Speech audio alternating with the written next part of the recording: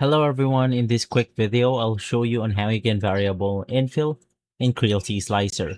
So the first thing that we are going to do is to simply add our model. I'm going to be adding this simple cube right here that we are going to test out. Right after, let's go ahead and right click on it. And then you want to simply click on add modifier. And you could just choose whatever you want to. But in my case, I think cube matches best with our model right here.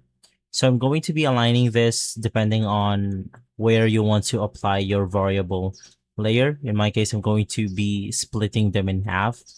And for this one, basically you could just click on the cube itself and let's navigate through the strength category. And from here, let's apply something like sparse infill pattern grid. And for the next one, which is going to be our modifier, let's go ahead and choose something like the octagram spiral. And so basically from there, we have adjusted the part of the modifier. So if we just click on the slice plate option, and then if we actually look at our pattern right here, we can then see that our object right here will have different patterns. And so guys, you could just keep adjusting this accordingly.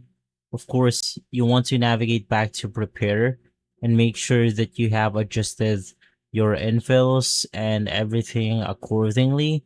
And basically from there, you are good to go. And so guys, if this video has been helpful, leave a like, subscribe, and follow us for more videos like this.